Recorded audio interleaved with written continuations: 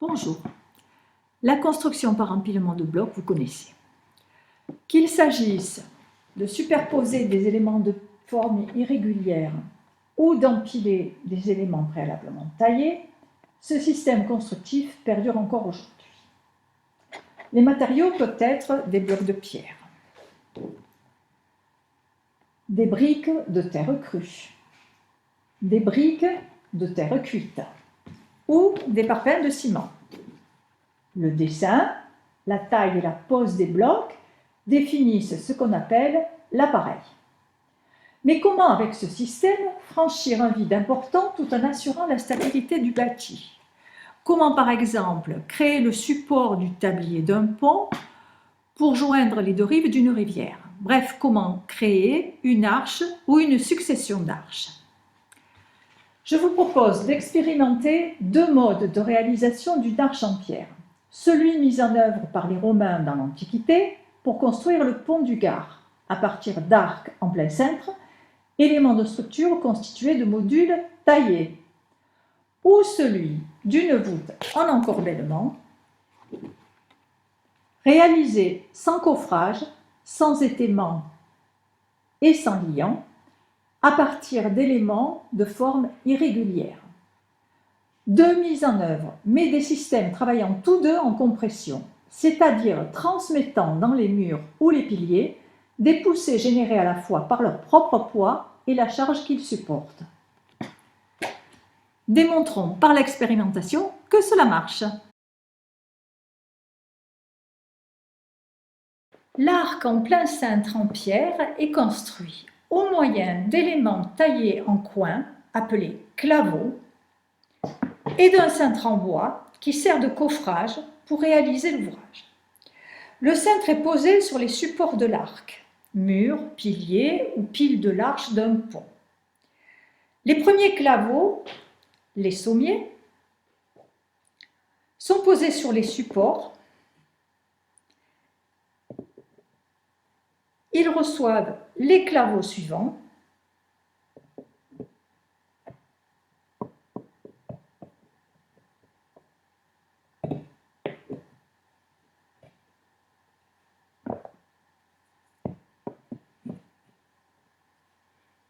Jusqu'à la clé.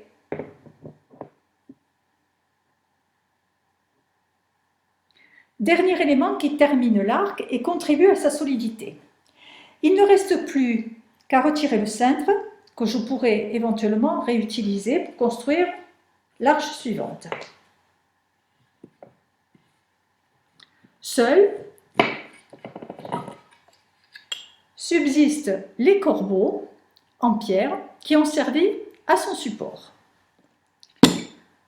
Le cintre réalisé, on le voit, soumis au poids propre des claveaux, tient parfaitement. Mais si je rajoute une charge en son sommet, que se passe-t-il?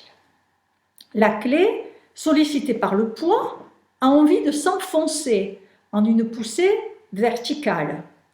Mais sa forme en coin l'en empêche. Elle va ainsi avoir tendance à pousser les pierres qui sont posées de part et d'autre, en poussée latérale, lesquelles vont réagir pareillement, et ainsi de suite, jusqu'au sommier, et entraîner l'écartement de ces derniers et l'effondrement de l'arc.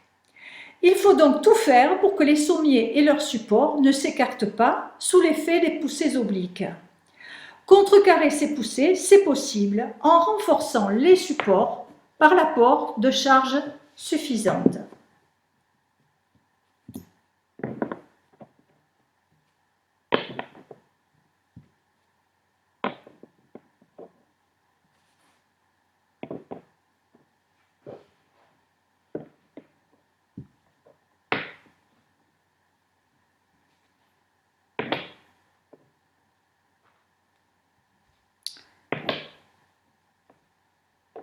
C'est ce qu'on appelle les contreforts, les contre-murs ou, dans l'architecture gothique, les arcs-boutants.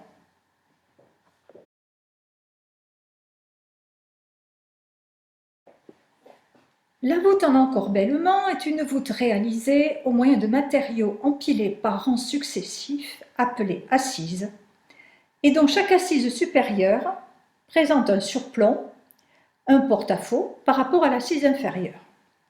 C'est la charge cumulée des assises les unes sur les autres qui constitue le contrepoids permettant à la partie dans le vide, donc sans support, de tenir. Tentons l'expérience de création d'un pont avec des plaques en bois toutes identiques d'un jeu de construction. J'ai déjà réalisé la demi-voûte entre une rive et le milieu du vide à franchir. J'ai posé la première assise de l'autre demi-voûte. Pour réaliser la deuxième assise, je pose les plaques en les décalant en léger surplomb. Pour assurer la stabilité de l'ensemble, j'ai décalé horizontalement les plaques les unes par rapport aux autres afin de créer un recouvrement vertical des joints. Je fais de même pour les assises suivantes et ainsi de suite jusqu'à toucher ma première voûte.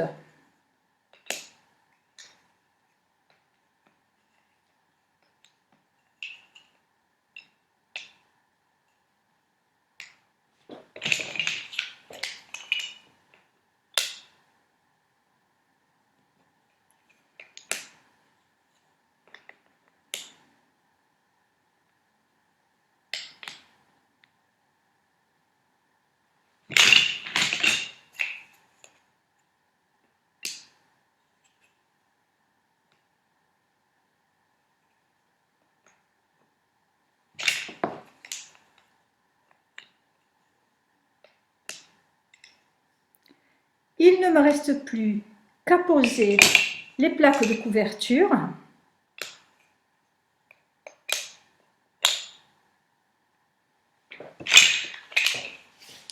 pour que ma voûte encorbellée soit finie.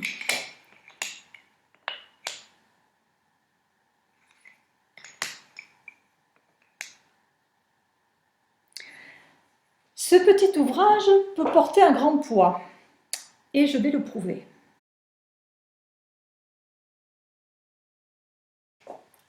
Et voici la preuve, comme promis, que la voûte encorbellée peut supporter mon poids. Alors, convaincu? Eh bien maintenant, à vous d'expérimenter.